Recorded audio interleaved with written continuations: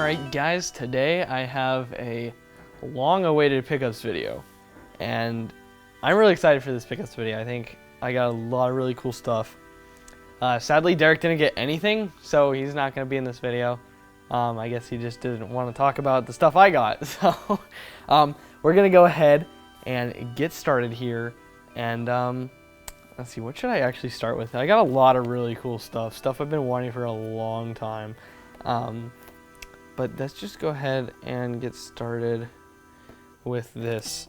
This is Lethal Enforcers for the Sega CD. This is the long box version that comes with the light gun, as well as the game and the manual. I think that's about it. It's kind of a big box for what you get, but I think it looks really cool. The main factor actually for me getting this is just like how cool the artwork is on the box, and you know, just the odd shape and size of the packaging. I just really like it. I haven't played the game. I actually realized after I bought this that I don't really have a CRT hooked up down here, so I can't really play it because all we have right now is a flat screen down here. So I'd like to play this at some point. I've heard it's, you know, not a bad light gun game, but I just have not gone around to playing it because I don't really have a way of playing it right now. So yeah, it looks really cool though. I'm really glad to have it. Next up is the Typing of the Dead for the Dreamcast. And a while ago I got the Dreamcast keyboard, and really the reason I got it was for the intention of getting this game and playing this. And I'm hoping that like we could do some kind of a if you guys have watched like Metal Jesus Rocks, he does like the I Hate You video series where he has a bunch of friends come over and they, you know, play games, and basically they try to, you know, make some way to win. You know, either the game's like really good or it's like really bad, and they just, you know, they just make up rules and then, you know, they try to win. And I kind of want to do a similar thing to that. I don't want to rip them off, but I'd like to do a series kind of like that. Maybe it's just this game, but I think this game would be really fun to do some kind of like competitive thing with a bunch of friends.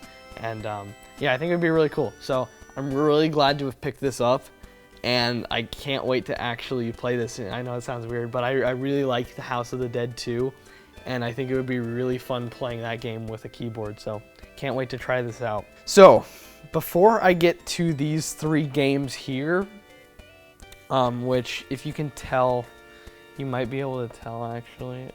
Oh, actually maybe not. But if you guys, some of you guys probably already know what it is, and I've mentioned it on the Twitch streams and all that.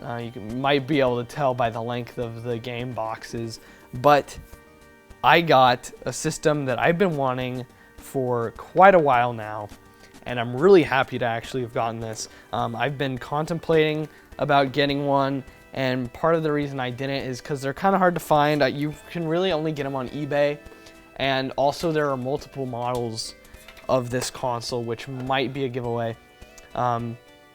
There's multiple different versions, so I was kind of doing my research trying to figure out which version I wanted to get.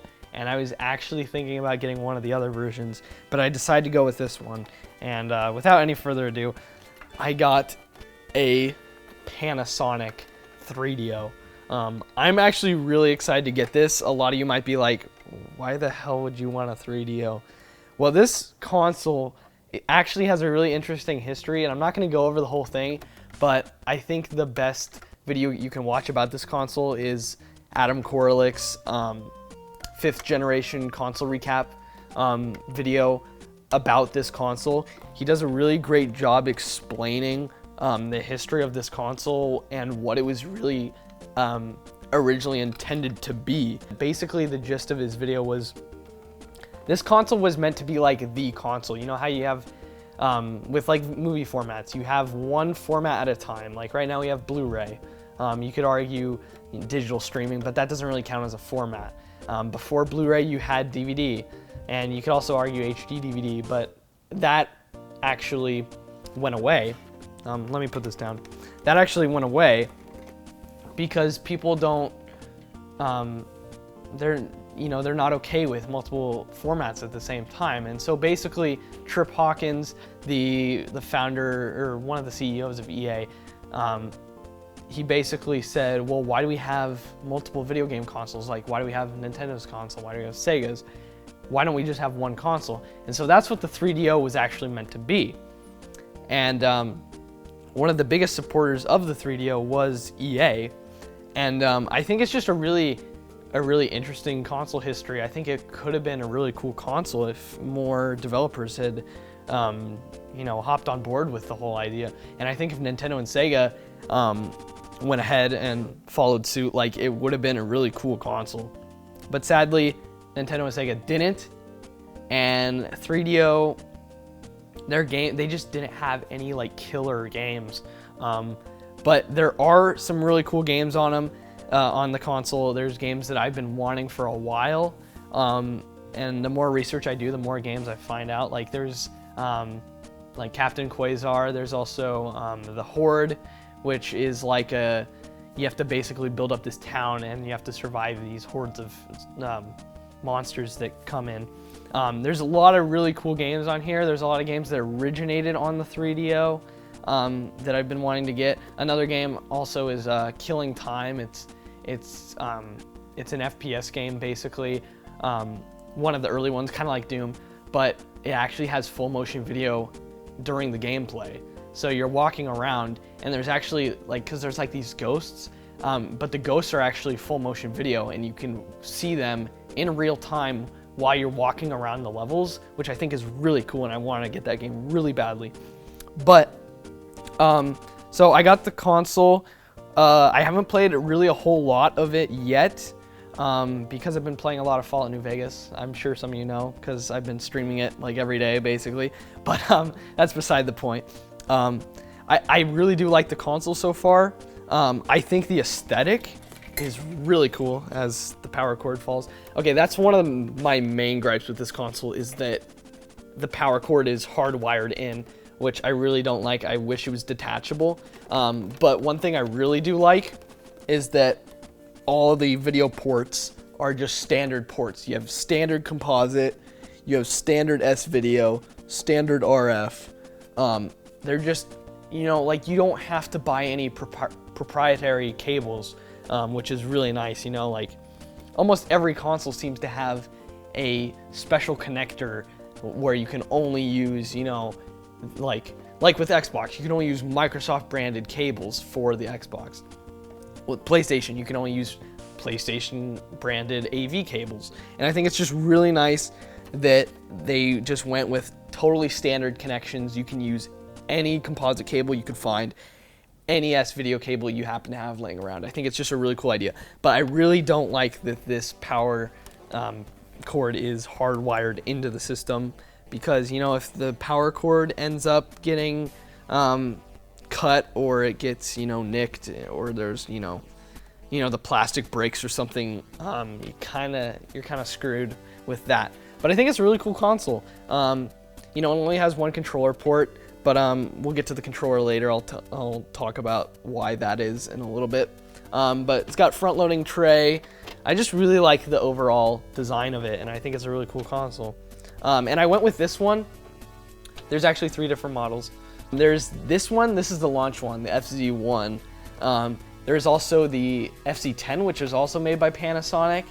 And then there's the Gold Star version. And those were the only versions in North America. There's a couple other ones that were released in other countries. But basically, if you're in North America, you're either going to choose from this one, the FC10, which is the Panasonic one, the other Panasonic one, which is a top loader, and then there's the Gold Star one. And I went with this one because I didn't want a top loader.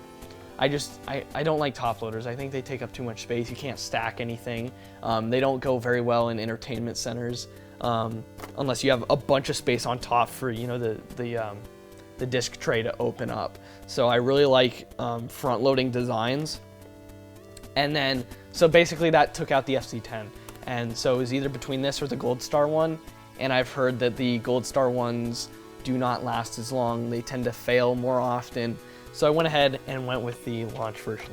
So that's that. Let's go ahead and talk about the controller really quickly. I do want to touch on it a little bit. It's an okay controller. It's definitely modeled after, you know, the other controllers of the time, the Genesis and the Super Nintendo. I'd probably argue that it's more like the Genesis controller because it only has 3 buttons, although it does have triggers on the top. It's kind of like the Super Nintendo, and then a D-pad.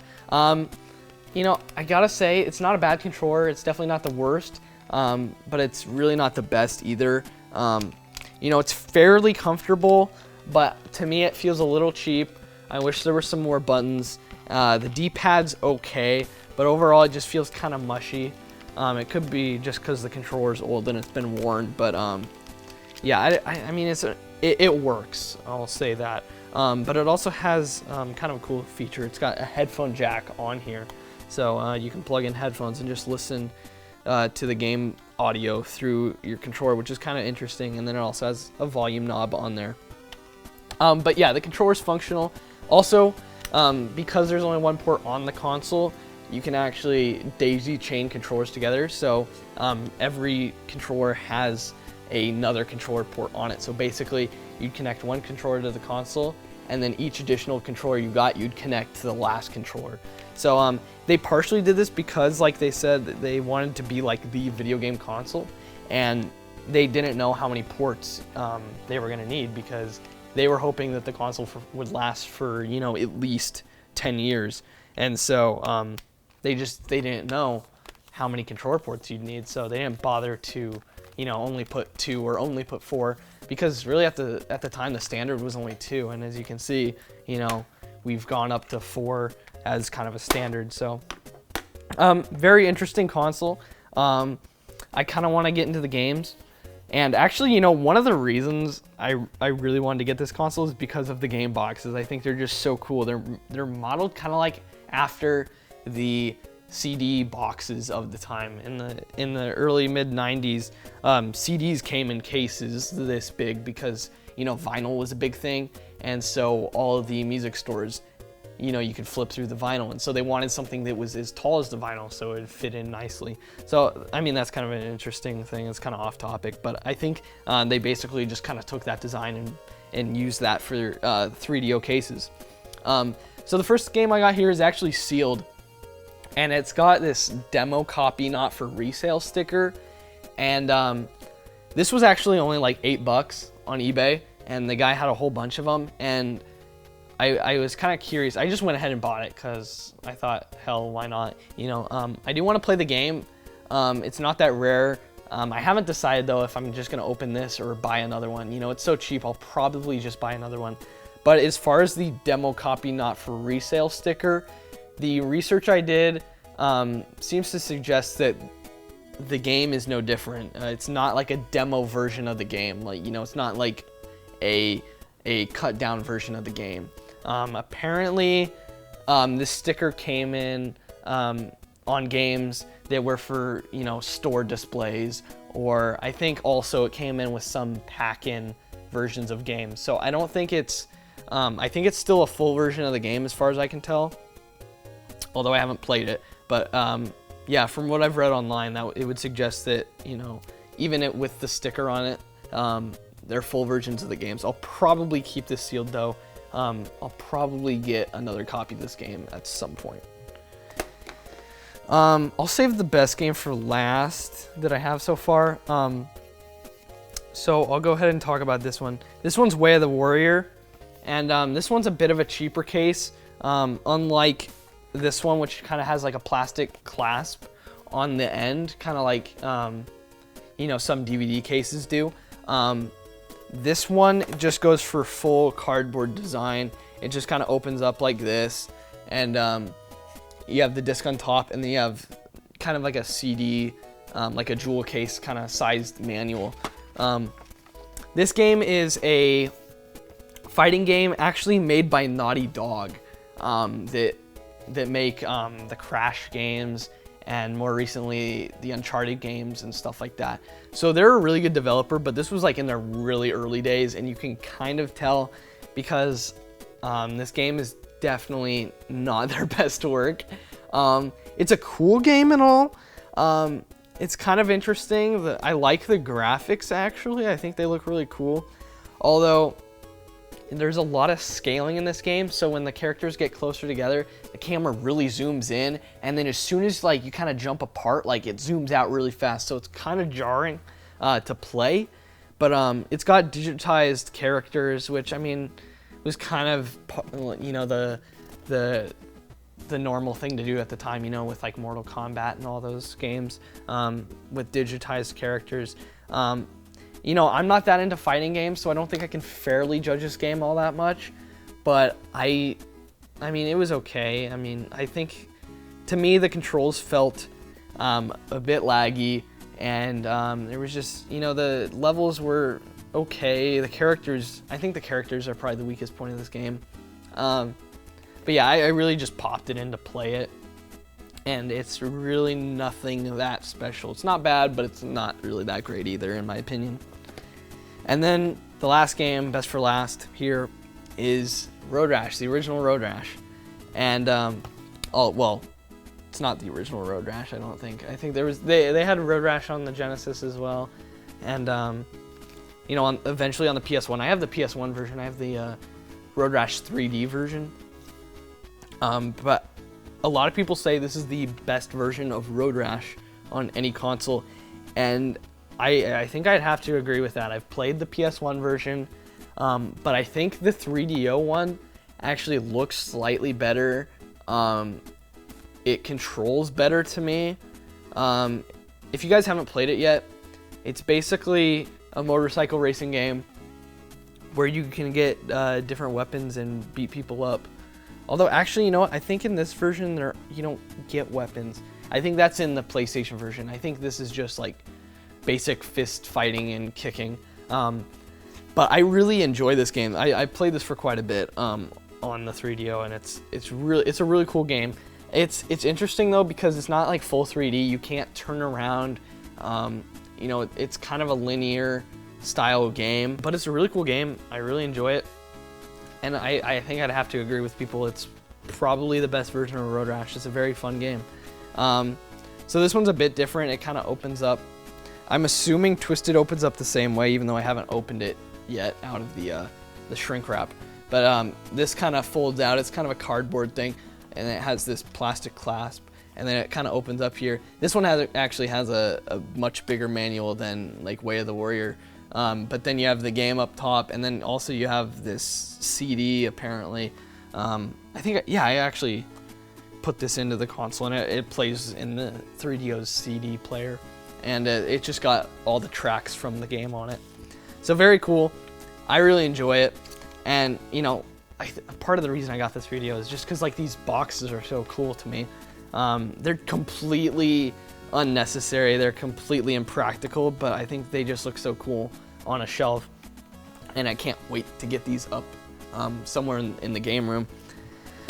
So, yeah, that's my pickups. Sorry Derek didn't get anything. I guess he bought actually quite a few movies. And also, guys, I forgot to mention, if you guys have not checked out my film channel and Derek's film channel, mine is Extended Play Productions and Derek's is Corrupt Cinema. I will put those in the description. I'll also put a comment, since I am, you know, saying this at the end of the video, I will put a reminder in the comment section as well. We've been working a lot more on those recently than we have this channel, and so if you guys are at all interested in more of the filmmaking stuff that we're doing, please go and check that out. You know, I've done a couple school projects and some other quick miscellaneous stuff on that channel that I think a lot of you guys would enjoy. Thanks for watching, guys. As always, take care, and make sure to subscribe and all that other stuff, and we'll see you all later.